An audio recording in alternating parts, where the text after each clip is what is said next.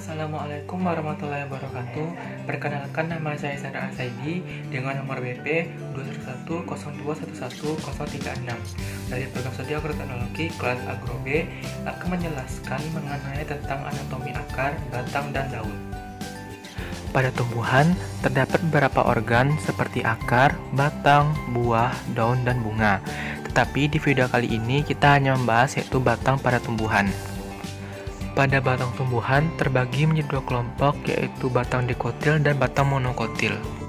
Pada batang monokotil terdapat beberapa strukturnya. Yang pertama itu ada epidermisnya, yang kedua jaringan dasar, dan yang ketiga itu ada berkas pembuluh. Sedangkan pada batang dikotil, struktur batangnya itu ada epidermis, ada korteks, ada berkas pembuluh, kambium pembuluh, dan empulur. Pada bagian batang monokotil yang pertama itu epidermis. Epidermis merupakan lapisan paling terluar di setiap organ tumbuhan. Batang dikelilingi epidermis. Di antara sel epidermis ada yang berubah menjadi sel penutup, idioblast, dan berbagai tipe trikoma. Fungsi dari epidermis ini sebagai pelindung dari bahayanya kekeringan. Yang kedua itu jaringan dasar. Jaringan dasar terbagi menjadi tiga, yaitu jaringan parenkim, jaringan kolenkim, dan jaringan sklerenkim. Yang pertama itu jaringan parenkim. Ciri-ciri dari jaringan parenkim yang pertama itu sel pada jaringan parenkim merupakan sel hidup yang berukuran besar dan tipis yang umumnya berbentuk segi enam.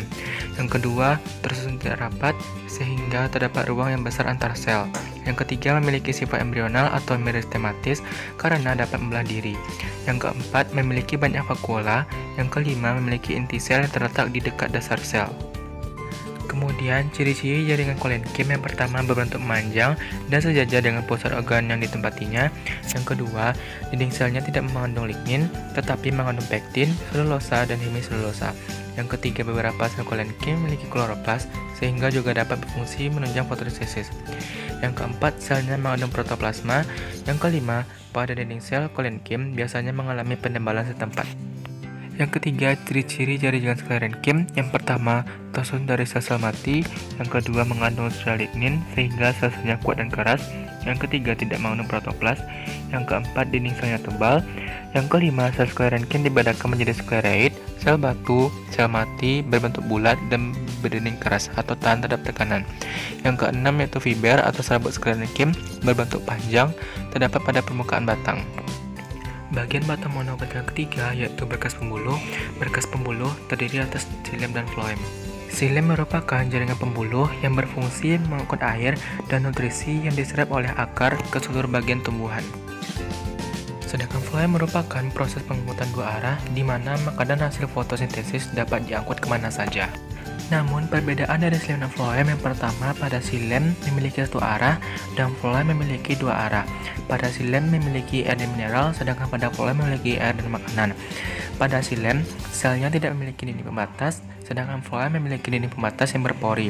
Dan pada xilem memiliki dinding tebal yang kaku yang mengandung lignin, sedangkan floem tidak ada. Lanjut, sekarang kita masuk pada bagian batang dikotil. Yang pertama itu epidermis. Sebenarnya ini hampir sama monokotil, tetapi bedanya pada tumbuhan dikotil memiliki lapisan epidermis berupa kulit kayu yang berbentuk dari jaringan gabus. Yang kedua, korteks. Korteks merupakan bagian terluar dari batang atau akar tumbuhan yang dibatasi di bagian luar oleh epidermis dan di bagian dalam oleh endodermis.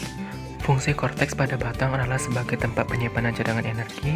Korteks tersusun oleh jaringan penyokong yang tidak terdiferensiasi. Korteks tersebut menyusun jaringan dasar. Yang ketiga itu empulur. Empulur merupakan bagian terdalam dari batang tumbuhan berpembuluh. Empulur tersusun dari sel-sel parenkima. Pada batang yang berkayu, bagian empulur terletak di sisi dalam jaringan kayu dan merupakan pusat batang.